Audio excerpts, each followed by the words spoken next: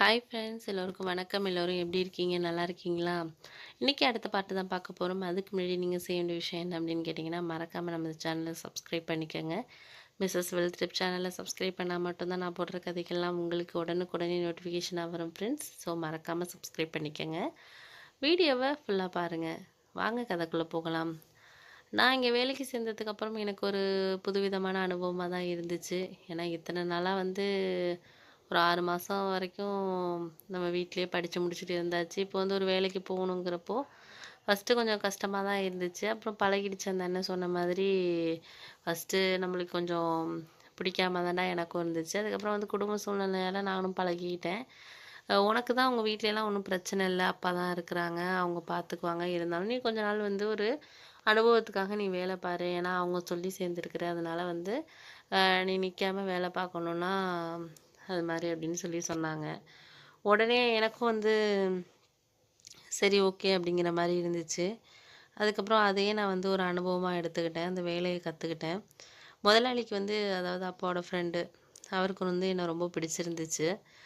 அவர் ரொம்ப எனக்கு சப்போர்ட் பண்ண ஆரம்பித்தார். புது பையனாக இருந்தாலும் ஓரளவு நல்லா நீ வேலை பார்க்குற அப்படின்னு சொல்லுவார். அப்போது அந்த டைமில் என்னென்னா எங்களுக்கு ஒரு ஆர்டர் வந்துருந்துச்சு. அது அவர் முதலாளி என்ன சொன்னார்னா, இது மாதிரி இது பெரிய ஆர்டரு. இதை நம்ம முடிச்சு கொடுத்தா நல்ல ஒரு நம்மளுக்கு வாய்ப்பு கிடைக்கும். வெளியூரில் கூட அந்த வாய்ப்பை வச்சு பயன்படுத்தி வெளியூரில் ஒரு புது பிரான்ச்னாச்சும் ஆரம்பிக்கலான்னு ஒரு ஐடியாவில் இருக்கேன். இதை நல்ல முறையில் செஞ்சு கொடுக்குறவங்களுக்கு நான் அதுக்கு ஒரு நல்ல ஒரு பலன் கிடைக்கும் அப்படிங்கிற மாதிரி சொல்லியிருந்தார். ஆனால் என்ன பண்ணுவேன், என்ன அது மூலயமா கிடைக்குங்கிறத அவர் சொல்லலை. இதை நல்லபடியாக செஞ்சு கொடுக்குறவங்க ஒரு 2 பேருக்கு நான் என்னால் முடிஞ்ச உதவியை செய்வேன். அது என்னன்னு நான் சொல்ல மாட்டேன் அப்படிங்கிற மாதிரி சொன்னார். சரின்னு சொல்லிட்டு நம்ம அதுக்காக அவங்க இதை கொடுப்பாங்க அதை கொடுப்பாங்க நம்ம செய்யக்கூடாது. நம்ம வேலையை நம்ம நம்மளால் முடிஞ்ச அளவுக்கு நல்லபடியாக செஞ்சோன்னா கண்டிப்பாக அதோட பலன் நம்மளுக்கு கிடைக்கும் அப்படிங்கிற மாதிரி இருந்துச்சு.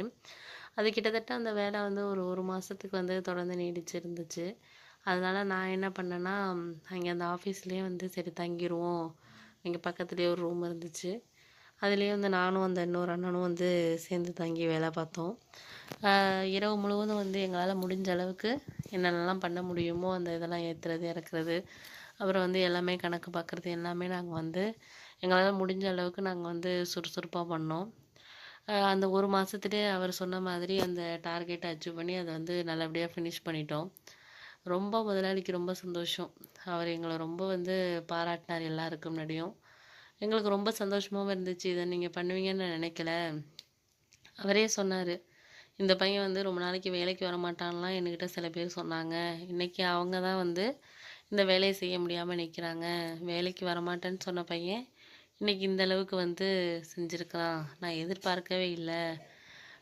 என்னோடய ஃப்ரெண்டு பையன் அப்படின்னு சொல்லிட்டு என்னை எல்லாருக்கும் முன்னாடி ரொம்ப பாராட்டினார். அப்புறம் அவர் என்ன சொன்னாருன்னா, எனக்கு ஒரு வருஷம் சம்பளத்தை எங்களுக்கு பரிசாக கொடுத்தாரு. ரொம்ப சந்தோஷம் 2 பேருக்கும். ஏன்னா கிட்டத்தட்ட ஒரு மாதத்துக்கு ஒரு 12,000 சம்பளம்னா கிட்டத்தட்ட எனக்கு ஒரு ரூ. 1,00,000 மேலே கிடச்சிச்சு. எனக்கு ரொம்ப மகிழ்ச்சியாக இருந்துச்சு. கண்டிப்பாக இதை வச்சு நம்ம அக்காவுக்கு கல்யாணத்துக்கு ஏதாச்சும் நம்மளால் முடிஞ்சது செய்யணும் அப்படிங்கிற ஒரு எண்ணம் தான் இருந்துச்சு. அன்னைக்கு அந்த இது கிடைச்சதுக்கு அப்புறமே அந்த பணம் கிடைச்சதுக்கப்புறம் வீட்டுக்கு போனோடனே அப்பா கிட்ட நான் சொன்னேன். அவர் ரொம்ப சந்தோஷப்பட்டார். நான் உன்கிட்ட அன்னைக்கே சொன்னேன்ல, எந்த வேலையில் நம்ம இருக்கிறோன்னு முக்கியம் இல்லை, அதில் நம்மளால் முடிஞ்ச அளவுக்கு எந்த இடத்துல நம்ம இருக்கிறோங்கிறது தான்டா முக்கியம் அப்படின்னு சொல்லி சொன்னேன்ல. நீ கூட என்னடா இந்த வேலைக்கு நம்ம அப்பா போக சொல்கிறாரே, வெளியூருக்கு போக சொல்லலையே அப்படின்னு நீ நினச்சிருப்ப. எங்கே வேலை பார்த்தாலும் நம்மளோட திறமையை பயன்படுத்தணுன்னா எல்லா வேலையுமே நம்ம நல்ல ஒரு முறையில் செய்யலாம் அப்படின்னு அவர் சொன்னார். அதுக்கப்புறம் இந்தாங்கப்பா அந்த பணத்தை நீங்கள் வச்சுக்கோங்க. அக்கா கல்யாணத்துக்காக என்னால் முடிஞ்சது இன்னமும் செய்வேன். இப்போ என்னால் முடிஞ்சது இதுதான். அக்காவுக்கு நீங்கள் ஏதாச்சும் நகை அந்த மாதிரி வாங்கி வச்சுருங்கப்பா அந்த காசில் அப்படின்னு சொல்லிட்டு கொடுத்தேன்.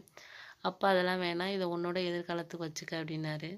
இல்லைப்பா, நான் கண்டிப்பாக இன்னும் நிறைய முயற்சி செஞ்சு நான் சாதிப்பேன். இது ஒரு பெரிய இது கிடையாது. இதெல்லாம் ஒரு ஒரு முயற்சி பண்ணதுக்கு கிடைச்ச ஒரு பரிசு தான். இது முதல் வெற்றி தான் எனக்கு அப்படிங்கிற மாதிரி நான் சொன்னேன். அப்பா ரொம்ப சந்தோஷப்பட்டு அப்பாவும் அம்மாவும் என்னை ஆசீர்வாதம் பண்ணாங்க. அப்புறம் அக்காவுக்கு அந்த பணத்து மூலயமா ஓரளவு குறிப்பிட்ட ஒரு நகை எடுத்து வச்சோம். அக்காவுக்கும் ரொம்ப சந்தோஷம். நம்ம தம்பி வந்து இந்த அளவுக்கு நம்மளுக்கு செஞ்சிருக்கானே அப்படின்னு சொல்லிட்டு ரொம்ப சந்தோஷப்பட்டா. அ அந்த நேரம் வச்சு நம்ம நகை எடுத்து குடுத்த நேரம் வச்சு அக்காவுக்கு கல்யாணம் நடக்கணும் அப்படின்ட்டு தான் நான் வந்து வேண்டிட்டு இருந்தேன். அதுக்கப்புறம் முதலாளிக்கும் என் மேலேயும் அந்த அண்ணன் மேலேயும் ஒரு நல்ல ஒரு நம்பிக்கை வந்துருச்சு. இவங்க எந்த வேலை குடுத்தாலும் செய்வாங்க அப்படின்னு சொல்லிட்டு. அந்த சமயத்துல அவர் வந்து எங்கள்ட்ட ஒரு பொறுப்ப ஒப்படைச்சாரு. என்ன அப்படின்னா, நம்ப தொழில் சம்பந்தமா வந்து ஒரு இடத்துல வந்து மீட்டிங் மாரி நடத்துறாங்க. அது 3 மாசம் வந்து இந்த ட்ரெய்னிங் நடக்குது. என்னோட ஒரு ஃப்ரெண்டு சொன்னா, "நீங்க அத போய் அட்டெண்ட் பண்ணீங்கன்னா, இன்னுமே நம்ம பிசினஸ்ல வந்து நல்ல வளர்ச்சிய பார்க்கலாம்." அப்படின்னு சொல்றான். "என்ன நீங்க சொல்றீங்கப்பா?" அப்படின்னு சொல்லி கேட்டாரு எங்ககிட்ட. "நீங்க சொன்னா அது கரெக்ட்டா இருக்கும் தான் சார். நீங்க என்ன சொல்றீங்களோ அதுதான் நாங்க கேட்போம். நீங்க எப்ப, எங்க, என்னன்னு சொல்லுங்க. நாங்க வந்து அதுக்கேத்த மாரி அந்த மீட்டிங்க நாங்க அட்டெண்ட் பண்றோம். ஒண்ணும் பிரச்சனை இல்ல. 3 மாசம் தானே, நாங்க தங்கியிருந்து அட்டெண்ட் பண்றோம்." அப்படிங்கிற மாரி சொன்னேன். "ரொம்ப சந்தோஷம்ப்பா. நீங்க இந்த மாரி உடனே ஓகே சொல்வீங்கன்னு நான் எதிர்பார்க்கல. ரொம்ப சந்தோஷமா இருக்கு." அப்படின்னு சொல்லிட்டு அவர் எங்கள வந்து ரொம்ப சந்தோஷப்பட்டாரு எங்ககிட்ட சொல்லிட்டு. அதுக்கப்புறம் என்ன நடந்ததுங்கிறத நான் அடுத்து வர பகுதியில உங்ககிட்ட நான் சொல்றேன் ஃப்ரெண்ட்ஸ்.